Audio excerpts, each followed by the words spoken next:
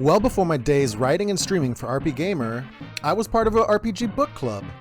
This group of RPG enthusiasts would vote on what to collectively play so we could discuss our journeys through these games. Two such games ended up being on the SNES, and both were series I had yet to experience.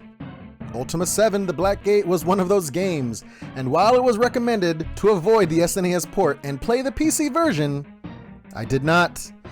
Eventually, I stumbled my way through this clunky mess, and ultimately, it left a bad impression of the series, as it is still the only Ultima game that I have played.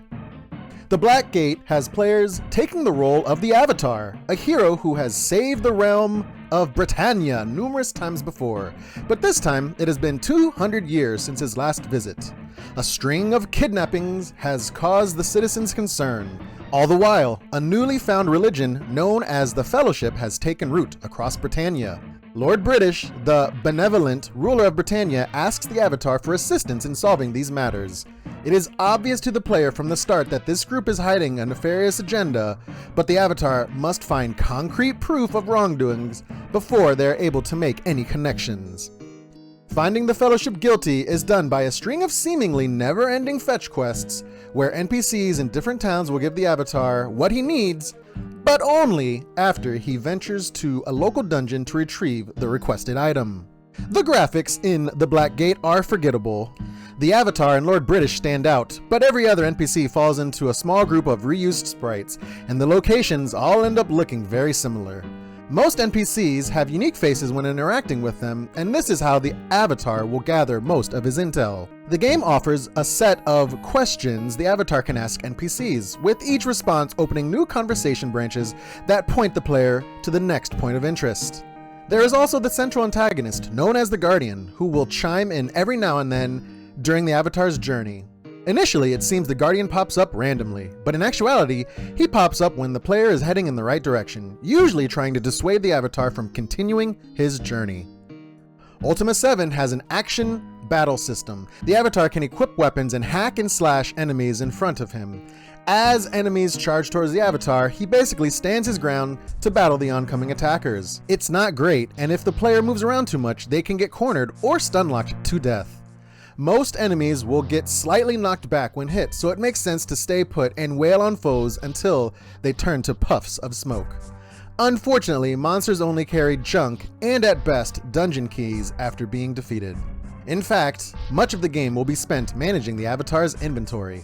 There are tons of treasure chests and loot to collect in the game, but most of it is useless and will only serve to fill a limited inventory system. If the Avatar walks over a loose item, it will automatically go into his inventory. There are also skeleton keys, which are stored separately, and special keys that take up inventory space as well. Players will be battling micromanagement as much as enemies in this game. The Avatar can gain up to 8 levels in this game, and as they level up, new spells are acquired. The Avatar will have to go into his spell book to manually trigger each spell. Spells cost Ankh points, and the players can restore these with potions or by being idle. Many locations have numerous areas that require spell usage, like unlocking magical doors. If not prepared in advance, the player will have to wait for their spell energy to restore before continuing. This poorly implemented bloat unjustly inflates the game's runtime. Even using the very expensive, very necessary magical boat costs magic to activate. There is one spell that costs no magic to use called Kalor. It is very easy to get lost in this game. This spell will teleport the player, wherever they are, back to Lord British. The only drawback to using this spell is that it drains the Avatar of his gained experience, usually costing him 1 level per use, and takes half of his gold from his person. Use this spell with extreme caution. There is a distinct lack of musical tracks in The Black Gate. The outdoors, dungeon, and enemy encounter tunes take up the majority of what players will hear during the game. None of these melodies are noteworthy for good reasons. Ultima VII: The Black Gate for the SNES is not a good port. It's hard to compare it with the PC version, but most people would say that adaptation is the way to experience and appreciate Ultima VII. The Black Gate on the PC also has a few expansions that the SNES version did not implement. The SNES limitations are evident as the graphics, story, battle, magic system, and music are all lacking. This is not a game that I plan to play again, at least not on the SNES. This review is purely comparing this game to other SNES RPGs.